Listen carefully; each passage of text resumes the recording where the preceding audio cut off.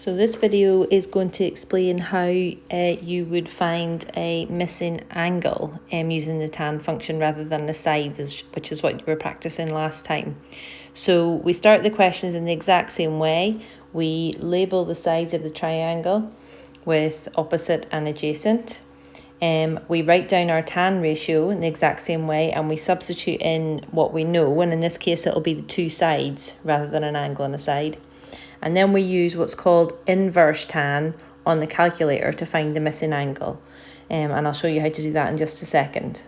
Okay, so inverse is a key word. It means the opposite. So inverse tan means the opposite of tan. And that's what we're going to need to use to be able to solve the equation.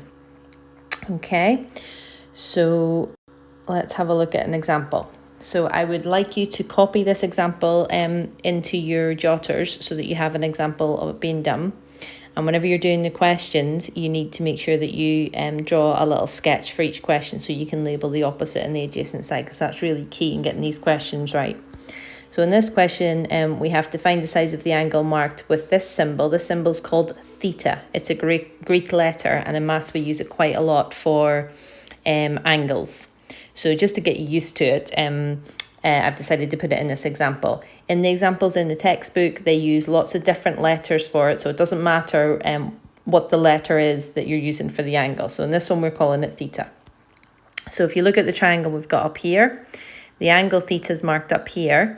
Remember, the hypotenuse of the triangle is the side that's opposite to the right angle, so that's the hypotenuse there that's got nothing on it. The adjacent is the side right beside the angle, so the adjacent, I've written ADJ for adjacent, is 8, and the opposite side is 6 in this one.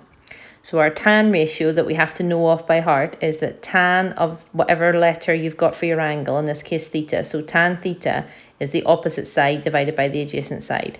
In this case then, that's 6 divided by 8, and then we're going to work that out. So to do 6 over 8 on the calculator, you can use your fraction button. I've got a little video of my calculator here I'm going to show you in a second. So you can use the fraction button, which is there on my calculator, or you can just do 6 divided by 8. That's usually what I do because it's easier.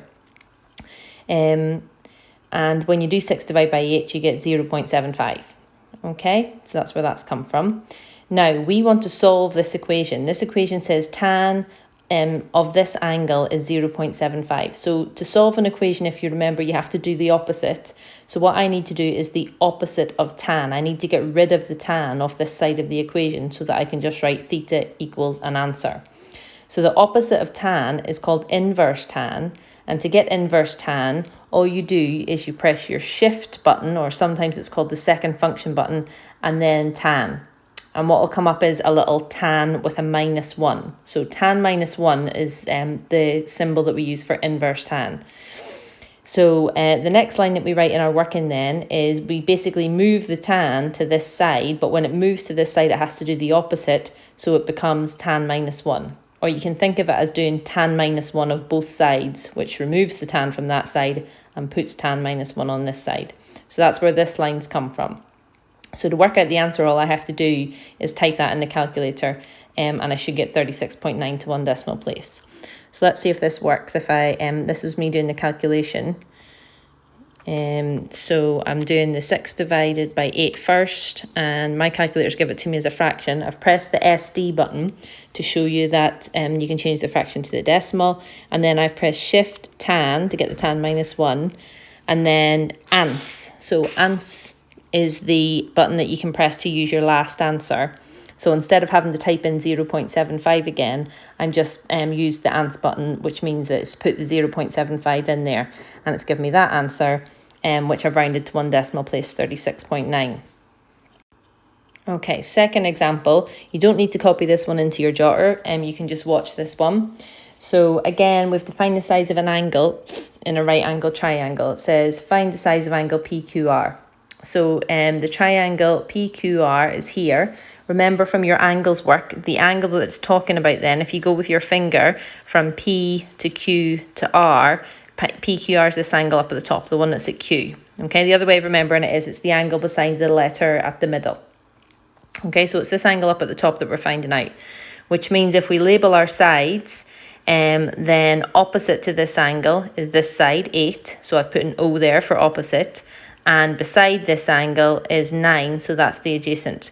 11 is opposite the right angle, so it's the hypotenuse. So we don't need the 11 for this question. I've put it in just to show you that some questions you're given all 3 sides and you have to pick the correct 2. In fact, usually that's what happens. So just to get you used to that, really. So the 11 isn't relevant for this question other than to know that you don't need to use it. So the opposite is 8 and the adjacent is 9. So I write down my tan ratio. Tan PQR is opposite over adjacent, which in this case is 8 over 9.